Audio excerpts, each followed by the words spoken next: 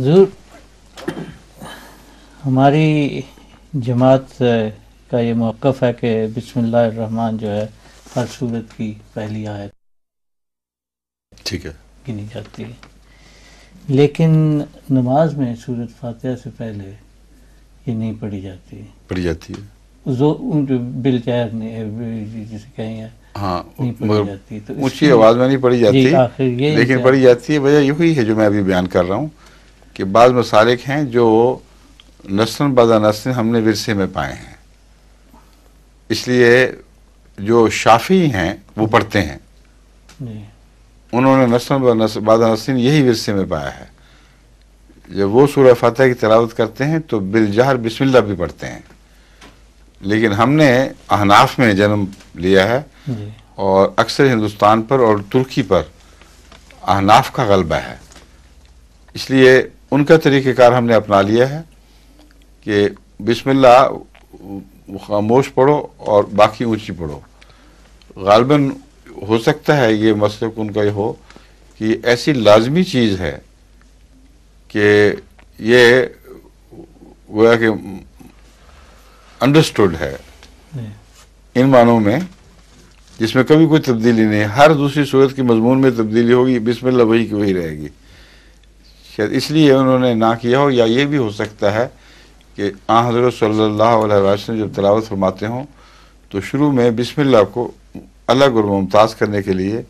نسبتاً ہلکی آواز میں پڑھتے ہوں، اور پھر باقی صورت یا آیات کی تلاوت وہ پوری طرح جہر سے کرتے ہوں، یعنی بعید نہیں، میں امکان بتا رہا ہوں۔ اور یہ آواز جو ہے اگر ہلکی پڑھی جائے شروع میں اور باقی صورت اونچی، تو پچھلی صفوں والوں کو پہلی بسم اللہ کی آواز نہیں پہنچے گی بلکہ یہ پہنچے گی۔ یہ میں وجہ جواز سوچ رہا ہوں کیوں آخر اتنے بڑے مسلک کے علماء اور بزرگ فقہا نے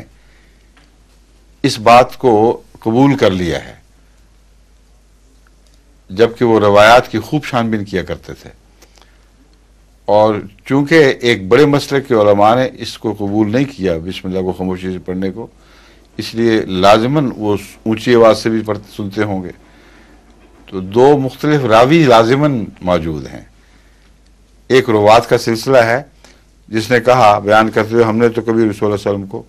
بسم اللہ اونچی آواز سے نہیں پڑھتے سنا، اور یہی ہم لوگوں کا موقف چلا آ رہا ہے۔ جی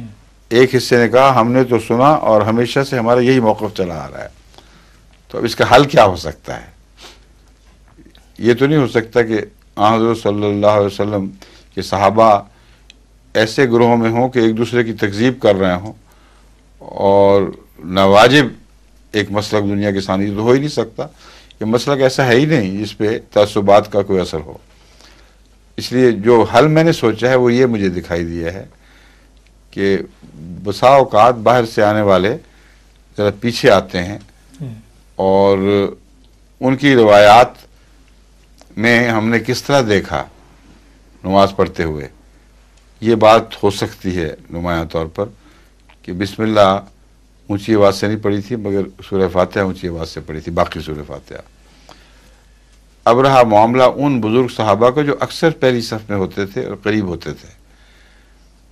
ان کے ہاں معلوم ہوتا ہے یہ بات روزمرہ کی اتنی تھی کہ حدیث میں اہمیت کے طور پر اس کو بیان کرنے کی ضرورت ہی نہیں کبھی پڑی،